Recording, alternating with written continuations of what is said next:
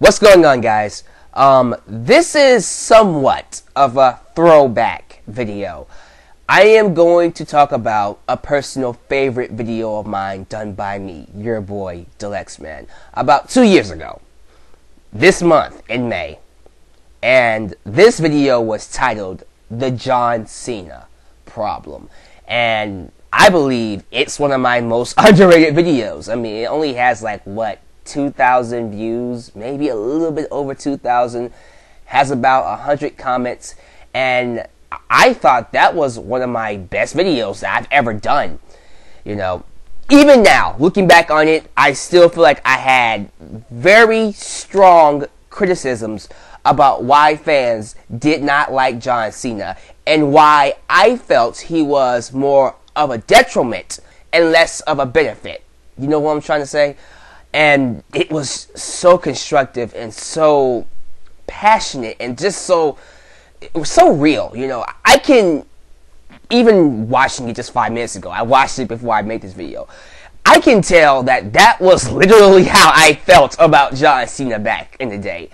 And I felt like, why not do a second video, a sequel to the John Cena Problem? And all I'm pretty much going to do is readdress or review all the points, all the problems I had with John Cena at that time. And I look forward to reading your feedback or listening to it if you make a video response. But this is going to be good. I'm going to have a good time actually looking back on these problems and seeing if they apply today. And before I get started with that, I have to say this. It's like almost recommendation for every John Cena video I do, because someone's gonna take this as me hating on John Cena and giving him a hard time. Listen, it's not about John Cena, the man himself, because the man himself, John Felix Anthony Cena, is not the problem. He's not, because the real life John Cena is a man with a golden heart. You know, he's good for the kids, and he does have my respect. He never sleeps, and he doesn't sleep until, you know, everything is done. He's the first one in and the last one out, outside the ring.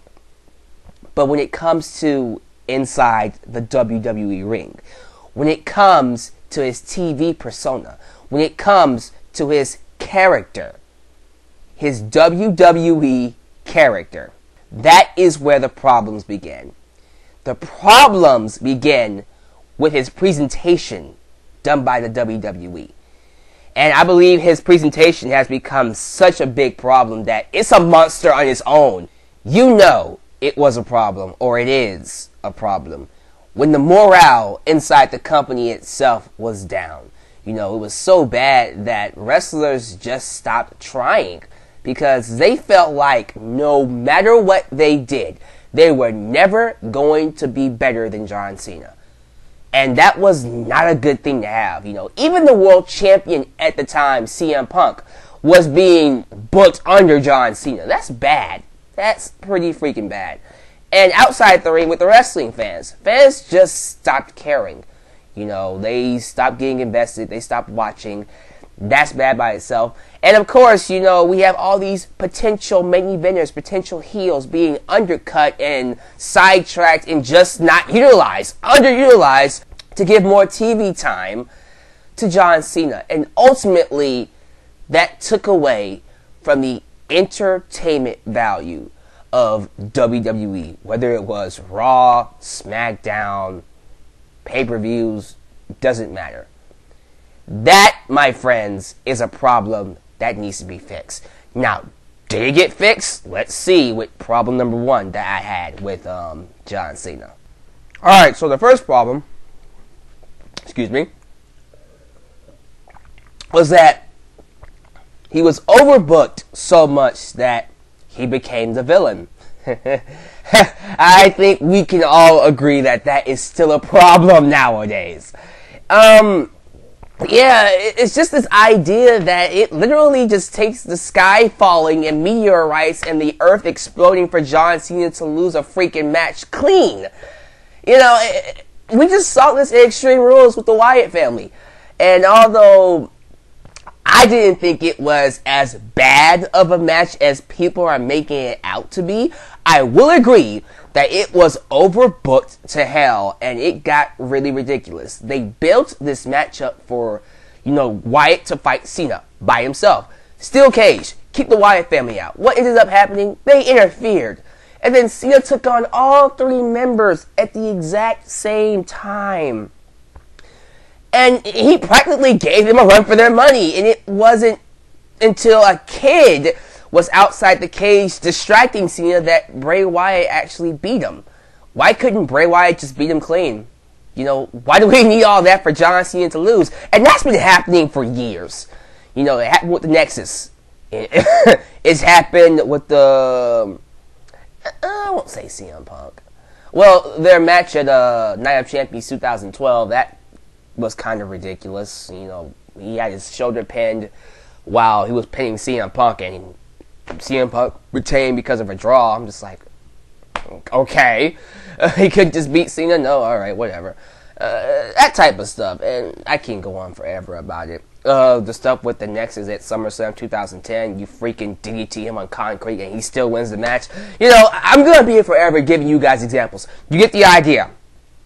I still think we see this problem. Not as much, but it's there, and maybe the WWE can scale back on it a little bit more. You just gotta let him lose. It's okay. He can afford to lose a match here and there clean. Especially if it's a talent like Bray Wyatt, who's awesome, okay? Now, with someone like Darren Young or Titus O'Neil, well, Titus O'Neil's awesome too, but I get it. They're young. But Bray Wyatt has proven many times over that he's awesome. And he's a WWE creation, so why not have him beat John Cena? Why not? It couldn't hurt, right? But, yeah, that's still a problem. WWE can overdo it with John Cena a lot to where he actually becomes the villain and the fans turn on him. So, okay, my other problem is pretty much a continuation of the first problem. The heels get the babyface reaction and Cena gets the heel reactions. And the intrigue is found in John Cena losing and not winning. Yeah, that's still pretty much true. I mean, as of right now, the best matches that I remember with John Cena are the ones that he lost. I really enjoyed his match against Daniel Bryan at SummerSlam 2013. Thought it was a fantastic match. I did like his TLC match when they came to Houston, TLC 2013. I didn't think it was as great or groundbreaking as the WWE tried to make it out to be. Oh, title unification, one of the best matches of all time. Not really. It was decent. One of John Cena's best matches with Randy Orton. Not their best match, but one of their best matches. And he lost. Of course, CM Punk versus John Cena at Money in the Bank, that's a given. That's definitely one of his best matches. I guess I can say The Rock and him at WrestleMania 28. It was a good match. I'll say it was a good match. I can't really recall a lot of other ones I thought were like big time favorites. And I'm not saying all the good to great matches that Cena has had are the ones he lost. Some of them he's won and they were fantastic.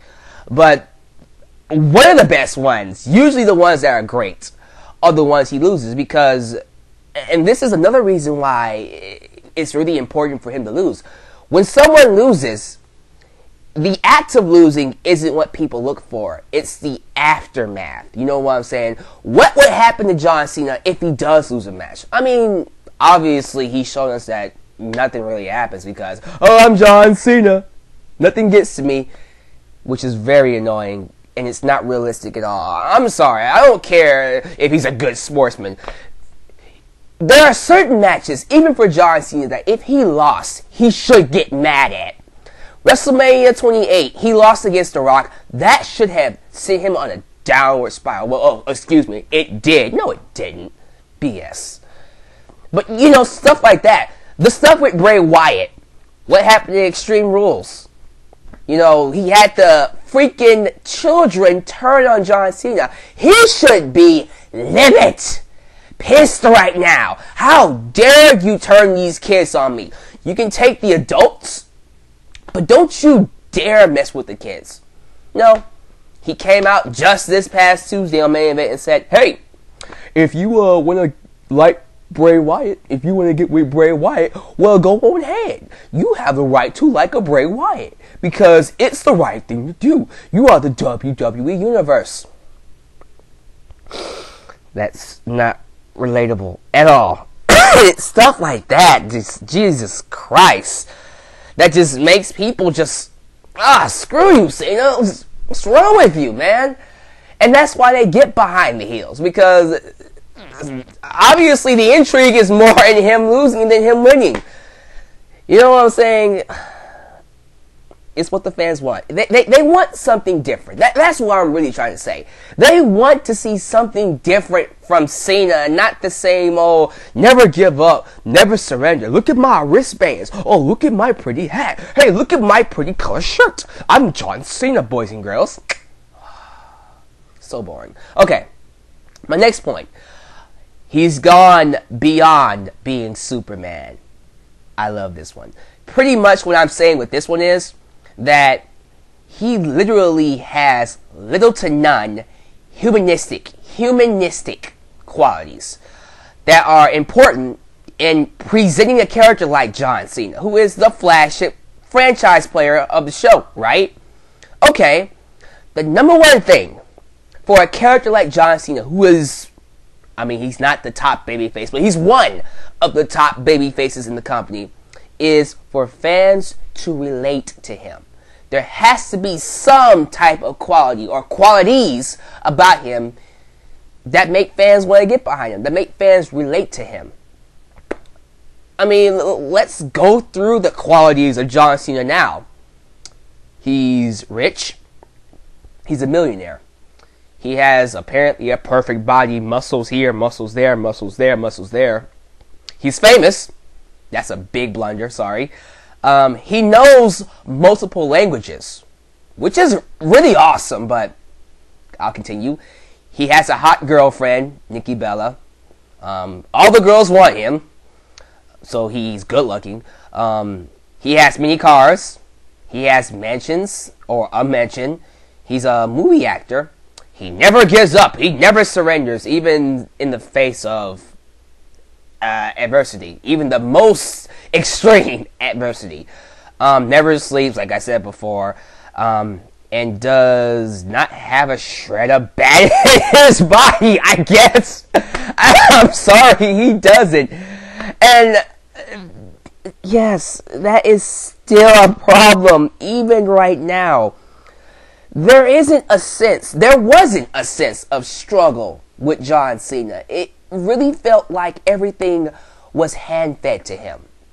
It never truly felt like he earned it. Not like his first 3 years as the Doctor of Thugonomics, where he actually had to fight for his spot, where he had to climb up that ladder and, you know, overcome adversity to make it. You know, he had his own identity, he had his own morals, and they were relatable. You know, he was the blue-collar rapper who didn't take any crap and did what he had to do to get to the top. He didn't care who he got in his way.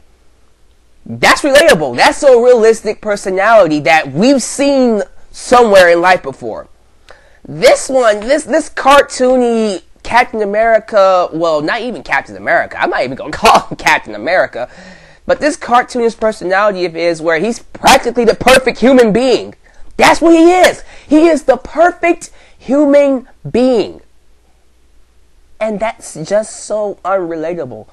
And I'm sorry, I have to say this. For everybody that's getting ready to say, but Alyx, man, it's great for the kids. Oh my God, it's a TV character, first off. And again, like I said, it might be good for kids. But those kids, and I said this in the video, those kids are going to grow up. Those kids are going to become adults. And when they become, not even adults, but teenagers, they're going to realize that John Cena's personality is just not real. And what will happen if they are still wrestling fans and John Cena is still around, they're going to turn on John Cena too. But, the other kids may like him. It doesn't matter. The point is, John Cena's character does not appeal to the larger age groups. He only appeals to people under 10, maybe 12, and girls. That's it. And that's not really a big, massive appeal you want one of your top baby faces, if not your top baby face to have. The perfect human being is perhaps the worst thing you can be. That's actually the heel quality. Seriously, I mean, think about this. Rich, perfect body, famous. I automatically thought of the $1 Million Man, Ted DiBiase, right there. I'm just like, well, he already has characteristics of a heel character. It's no wonder he gets booed.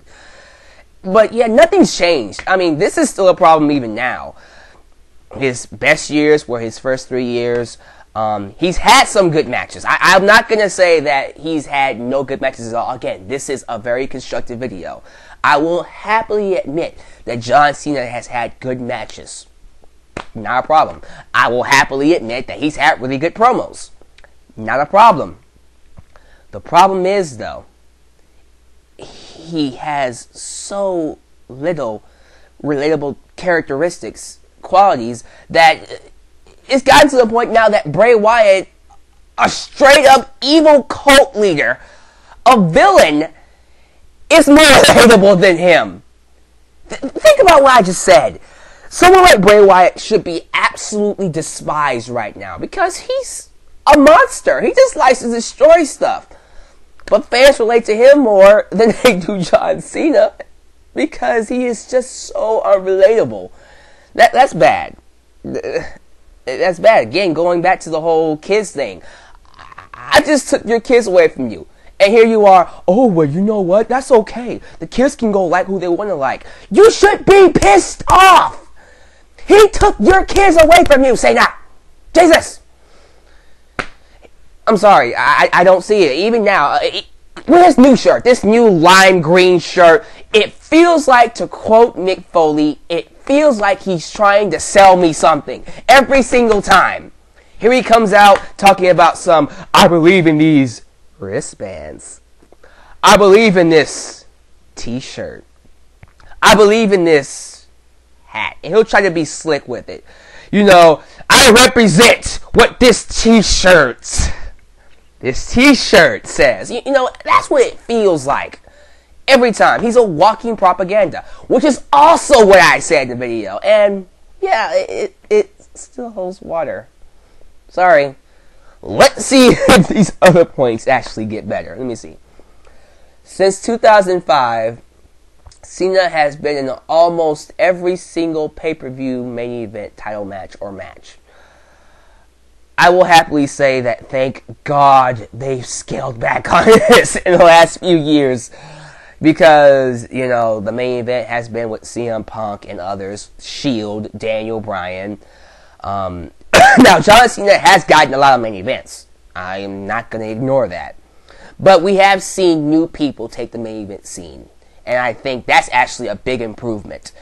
Again, like I just named, Daniel Bryan, The Shield, Triple H, Evolution, Batista, Randy Orton.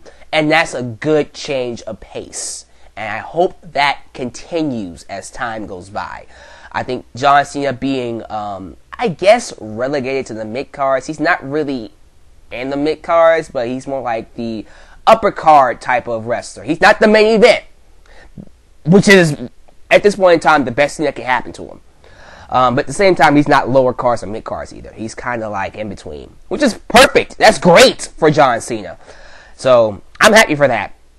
No problems at all, Well, I don't know. I just kind of thought about something.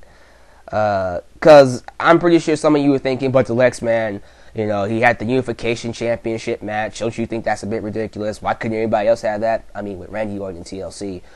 He was in the main event Royal Rumble, he was in the Elimination Chamber, he beat Del Rio. Yeah, and he also beat The Rock at WrestleMania 29. I agree. But still, I feel like it's a lot better than what it used to be, and I'm just gonna say WWE continue doing that. You know, it's always refreshing to not have Cena in the main event. Just saying. Next point. Discouraging that wrestlers can do their best, have the biggest reactions, and still play second fiddle to John Cena. Even the champion was playing second fiddle to John Cena. I said this earlier, and it's true. For this point, I will have to say that they've gotten better with it. They have scaled back on, you know, having the show just be about John Cena, John Cena, John Cena, nobody else. Nope, again, Shield, Daniel Bryan. We're getting the Wyatt family. We're getting, you know, Cody Rhodes, Goldust, tag teams, the Usos. We're starting to see some NXT people come up and make a name for themselves, like Paige and, you know, sorry, there's a lot more than that. Bo Dallas, Adam Rose, I can go on forever. And Cesaro's making a name for himself. You know, it feels like a roster now. It doesn't feel like John Cena and the WWE roster. No, it just feels like the WWE roster. And John Cena is in that roster. And I think that's a big, big improvement from what it used to be. Oh my God, you have no idea how bad it was. It was literally the John Cena show back in the day. So, much better. And it really, really makes me feel good to see someone like Daniel Bryan taking that spotlight. And they're actually giving it to him. Because at Extreme Rules, they could have let John Cena and Bray Wyatt end the show. Nope. Daniel Bryan ended the show. Daniel Bryan ended WrestleMania.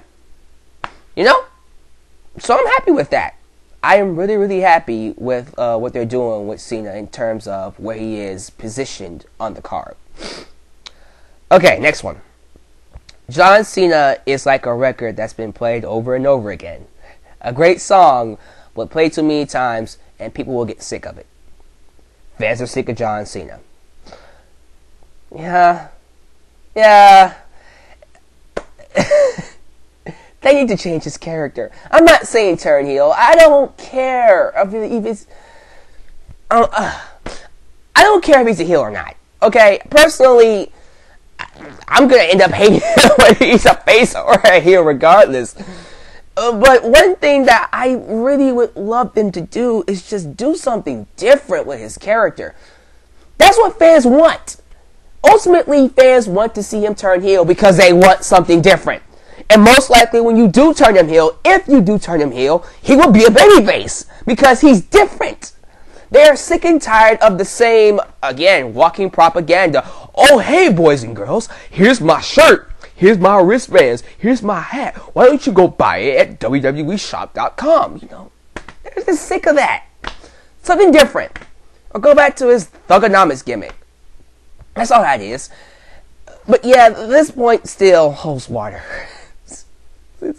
I'm still sick of seeing his character. Nothing different. We're seeing hints at new stuff.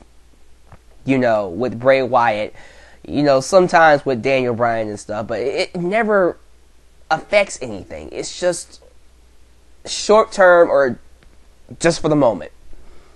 So we'll see what happens. I mean, this might change, but I don't see it changing much sooner. Cena does not put people over. He hinders their growth. And I wrote down all the feuds I talked about in that video. I talked about his feud with Edge in 2006. Yeah. I mean, when Edge won his first championship against Cena, he lost it in 3 weeks. And he lost all that heat. I mean, he got the championship back, but then he lost it right back to Cena, and he got relegated to a tag team with Randy Orton. Yeah, that's pretty bad. I mean, it's not as bad as the rest of these, but jeez. He had a feud with the Big Show apparently in 2008 and 2012. Well, no, not 2008, 2009. Excuse me, 2009 and 2012. And Big Show has lost almost every single match to Cena since then. I think Big Show beat him once. I think. Someone please go back and check the records for that one. Don't remember. Umaga 2007. Yeah, Umaga kind of ceased being a monster after he lost to Cena. He was still kind of relevant, but not as relevant. Great Khali, Bobby Lashley, yeah. Ain't it funny that after he lost to Cena, he left the company a month later? Just saying. Chris Jericho, oh, this one pissed me off. Yes, Chris Jericho in 2008. Awesome! Amazing heel world champion. Had that great feud with HBK. But no, he had to lose to John Cena coming back. Why? Because it's John freaking Cena. Stupid move. I thought Chris Jericho should have beat John Cena. I really mean that. He should have beat John Cena. Just saying. The Miz. Oh my God. Yes. The Miz. The Miz was one of the biggest victims of this. Big time. The boy was over as hell in 2011. And then he had that feud with Cena. He was never the same. Cena maimed The Miz. I mean, it's funny. He beat Cena at WrestleMania 27. Yeah, 27. I almost forgot about it. And, he held the championship, lost to the Extreme Rules, and then had that over-the-limit match. That was a career killer, because you beat Cena up for 20 minutes and then lose to him in the last 10 seconds. Oh, and then he also had a feud with him in 2009. Don't want to talk about it. That was embarrassing. Sheamus. Yeah, he lost to Sheamus, but it didn't really do anything for him. Wade Barrett in the Nexus. Do I have to talk about Wade Barrett in the Nexus 2010? Don't make me talk about that. He was fired. He never left the show. CM Punk. I think that's probably one of the only ones that benefited from beating John Cena.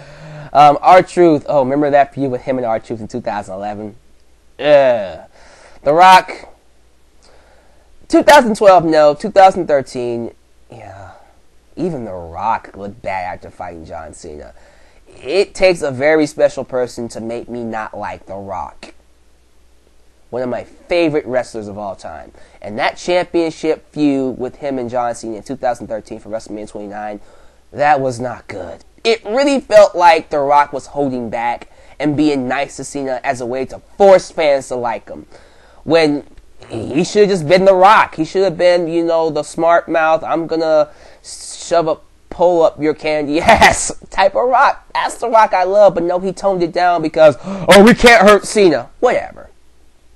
Brock Lesnar in 2012. That was stupid. I think, in hindsight, that was one of the dumbest decisions they could have done with John Cena. Brock Lesnar should have beaten John Cena's ass. And I don't care if Cena was supposed to, be knocked out and be carried out on a stretcher. And he just decided to not sell it. I don't give a damn. He should not have won that match. Lesnar should have beat him down. Period. John Laurinaitis. Oh, Jesus Christ. I'm moving on. Dolph Ziggler. Oh, poor Dolph Ziggler. Him fighting John Cena. And the only match that he beat John Cena in was the freaking ladder match they had. And he lost the rest of the matches going into 2013. Never was the same. Ryback. Poor Ryback. Feed Me More was over like hell. Fought Cena and look where he is. Yikes.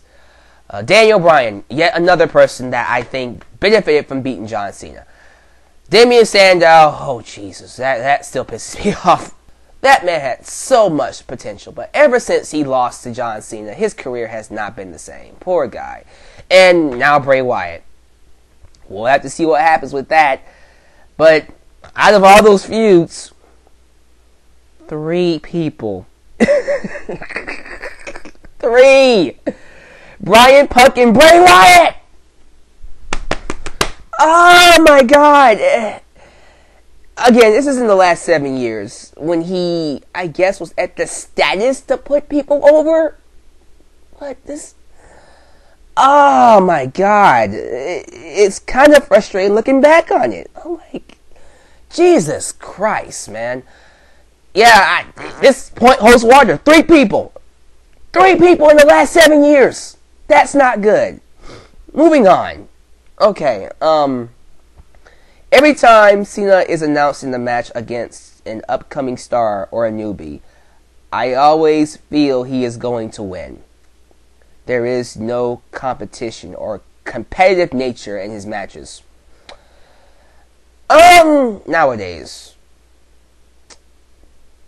I want to say yes for certain wrestlers, but I'm going to be generous and say no, because I do feel John Cena's matches as of lately have been really competitive, because again, they're not booking him like he's freaking the Unstoppable Hulk. The Unstoppable Hulk. Yes, that's a character. No, it's not. I just made it up. But you get what I'm trying to say. He's not God. He loses now. Or at least the idea of him losing is there. You know, I can see him losing to Bray Wyatt or Luke Harper. You can't put him up against Titus O'Neil. Well, maybe you can. I don't know. Or maybe a Heath Slater. Oh, no, he's losing. Heath Slater is not beating the John Cena. But Daniel Bryan, yes, I can see Bryan beating him. Bray Wyatt, yes, he's done it before. Of course, Randy Orton, sure. Triple H, sure. Batista, sure. The Shield, yes. Roman Reigns, Seth Rollins, and Dean Ambrose. I can see either one of them beating John Cena. And believe it. So I'm going to say that is an improvement. Next point. Very few stars were created as a result of Cena being constantly showcased in the main event. Well, I don't know. It's one of those things where, although he hasn't put people over, which is a strong point that nobody could really, tackle, he didn't really hinder people from becoming stars. Because, again, Shield, big stars. Daniel Bryan, big stars. CM Punk, big stars. Wade Barrett is making a name for himself. So, it's not so bad now to where it's, again, John Cena and the WWE roster. It's the WWE roster. So, sure, that's an improvement. I'll say it like that. And then the final point is, it's gotten to the point that fans are cheering John Cena when he gets injured. Dang, I actually said that.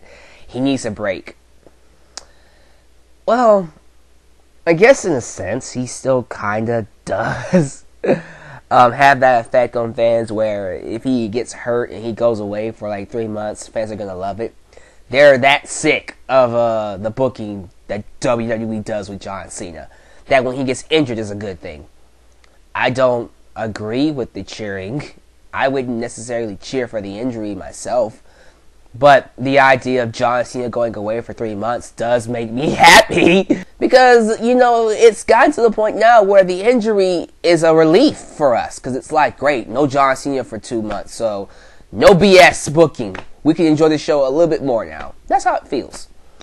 So, I got nothing else to say about that one. Those are all the points that I made in the John Cena Problem video. And for the most part, I hate to say it, we have some improvements, but majority of my problems and criticisms I had for John Cena back then still hold water now. And it explains why I am still not a John Cena fan. And I think WWE really needs to look into those points. The points that John Cena doesn't put people over. He hinders their growth. The fact that people are so, I guess, puke-induced about his booking that him getting injured is a relief. That's a big problem you should look into. The fact that his character needs to change. He's like a record being played over and over and over again. Like a great song. It's a great song, but we're just sick of it. Let's get something else. What else did I say? Since 2005, he's been in the most main events. No, that's an improvement. Oh yeah, it feels like he's trying to sell me something. He's beyond Superman. He has no humanistic qualities to him that make him relatable. That definitely needs to change. That's like the number one problem that you need to fix. Make this man relatable. The fact that the heels get babyface reactions and he gets heel reactions. Big problem. And him being overbooked so much that he becomes a villain, which is practically the same problem, but a different, explanation, perspective, you know what I'm trying to say. So all those problems need to be fixed. Overbooking and making him feel like a human, and you get the idea. Sorry, that's how I feel about it. I mean, let me know down below how you guys feel about it, but to me, the John Cena Problem video still holds water, even to today. 2 years later, 2 freaking years later, we've gotten small improvements with John Cena's character. They're noticeable, but so are the other problems we have with them. So hopefully things do change for the better. Thank you for watching. I look forward to reading your comments down below. If you have not seen the first video, please go back and watch it. You will enjoy it. This is your boy, Alyx, signing off. Take care.